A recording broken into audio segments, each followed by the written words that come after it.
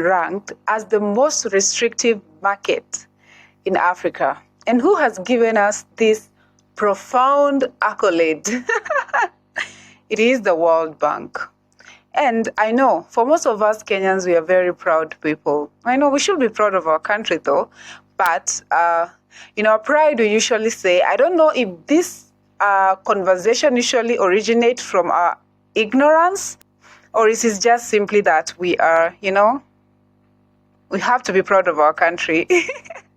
So when we have conversation with Nigerians, we're like, we are better than you guys. We don't have load shedding. Our roads are not as congested as your own. Then we have South Africa. They also have load shedding. Then we have Tanzania. We're like, oh, you people are primitive. You're living in the 90s. What? With your socialism, as we are capitalists, look at us winning. But hey, my friends, a reality check just landed last week. We were told, shocker on you, we are the most restrictive market. And this is how. According to World Bank research, Kenya scored the highest in something they called the Product Market Regulation Index. Okay, we can be intellectual a little bit. Basically, what this means, it is how difficult it is for business to operate, compete, and enter market in Kenya. Like, it's so difficult, so damn hard. At this point, it's like the World Bank is telling us that you people, even a mama mboga or a boda boda guy, needs like 10 licenses to be able to operate. Is it true though? Like, really, seriously, is it true? Anyway, I remember there was a time I used to work in a kibandaski. It's not a kibandaski. It was a good aggravate, actually. But that time we used to, there was a time that the county government came and they were like looking for licenses. And fortunately, we had one. And I remember most of the businesses on that day, they shut down because they were like, we are going to jail. I think this is the story of most of us here in Kenya. When you have your small car shop there, which usually make you like 300 per day, and then you have the county government coming on your neck that you have to pay for a license, I don't know for what and what. You are trying to raise money for the aggravate to pay for rent, which is like, say your rent is like 2,000 shillings or 3,000. And then the license is like 1,500. You can't even remember, Anyway, sorry for another day. So this is what makes Kenya very restrictive. Number one, we have too many licenses. That means that sometimes you need like 20 approval to make sure that your company works, Some of us want to be CEOs, but we don't even know how we are going to become one. I remember one day I asked somebody and they just looked at me blankly. And they were like, how dare you dream that big? But anyway, on a serious note, if I was born in another country, probably by right now I should have become the CEO. Or maybe I've been lazy, I don't know why I'm not a CEO by now. Dominance of state-owned enterprises. So most of the time they tell you that most of companies in Kenya are owned by state, and therefore it makes it very difficult for other small people to enter because they don't want competition, my friend. I also think this is the reason why sugar became very expensive in Kenya, and to some point it became almost impossible to buy sugar. I think Ruto did a number on that, and I really need to do research on that, and then I'll give you feedback on what happened to the sugar industry of Kenya and why did it come to a point where sugar was almost impossible to buy in Kenya. Number two, foreign ownership limits. So that one, I have no clue what it means, but I think it means that there are so many limitations when foreigners want to invest in Kenya, and this limits us. But I think we have so many foreign companies in Kenya, or maybe most big corporations are owned by, not Kenyans, yeah? And those which were started by Kenyans somehow have been sold to foreigners. Beats me every day. High non-tariff barriers, that means for us to be able to trade across borders, it is very expensive. But this, I think, is basically what happens in every country in Africa. And this is the reason why we usually talk about Pan-Africanism. And also we have to unite. Of course, we don't need one president. We just need an agreement to agree that we need to do and trade within Africa. We have the numbers, we have the resources, we have the brains. I mean, we can do it. We can do it. I believe in us. Complicated regulation. This includes between the national levels and county government. I think they haven't calibrated themselves to speak one language, and therefore this makes it very difficult for you, because sometimes you will need to have a county level access,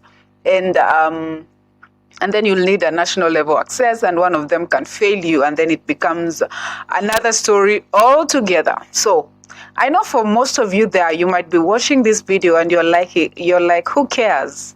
Why does it matter to us? And this is why it matters. Because when we have fewer businesses, it means that we have fewer jobs, and all of us are crying, where are our jobs going to? I also think the problem that we have of Kenya about lack of jobs is also because we all refuse to become farmers. Our parents, most of them were very rich because most of them were farmers. But I mean, look at my nails. Why will you tell these nails to go to the farm? Anyway, I think the biggest challenge in farming is because we have not industrialized. We are still using very primitive ways of farming, like we use our hands.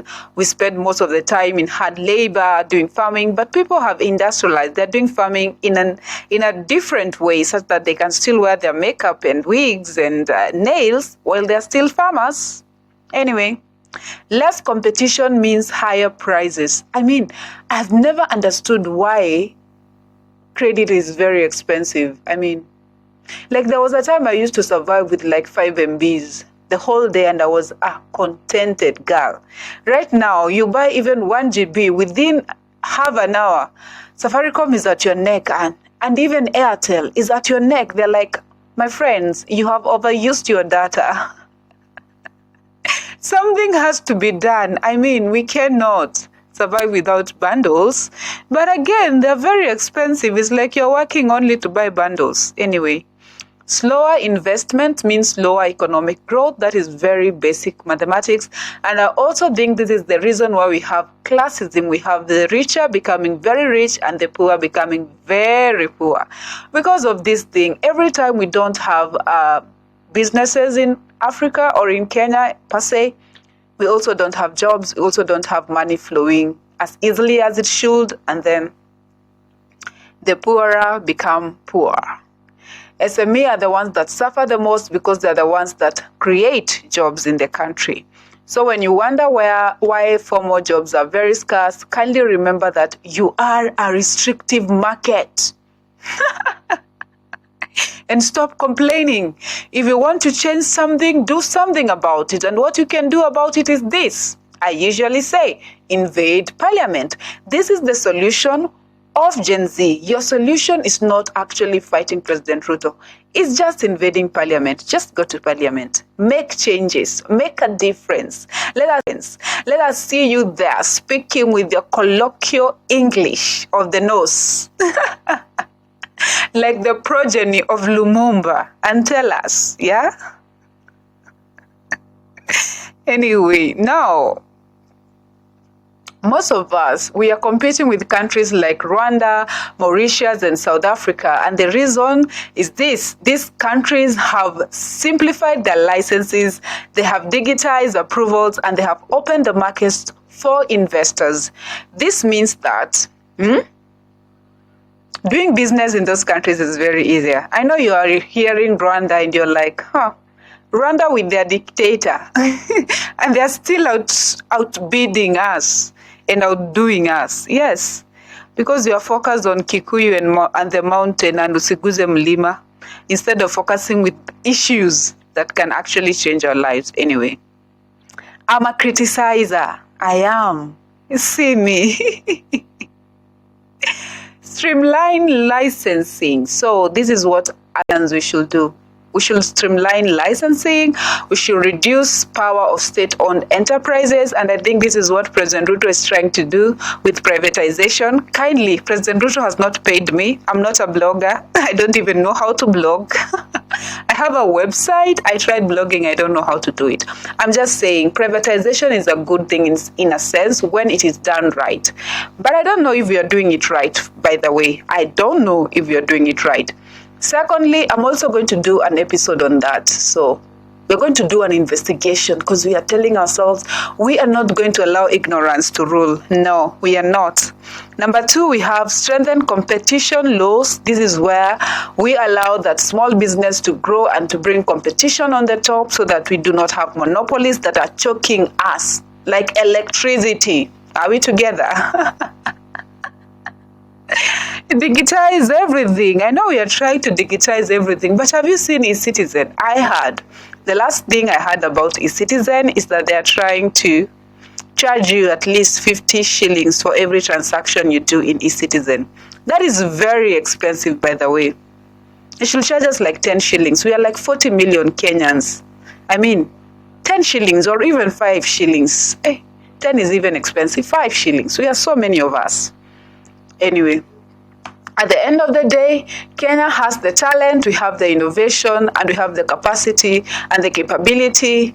However, our environment is not enabling us to be able to thrive and show our best parts of ourselves. So we need to do something about it. So let me know in the comment section what you think. Do you think that actually Kenya is restrictive, or is it simply that we are just badly managed? What are your thoughts on this topic? Kindly leave a comment. You can share, you can subscribe. Let me know what you think about this episode and this conversation about restriction in the market of our country. Bye bye. See you on the next episode.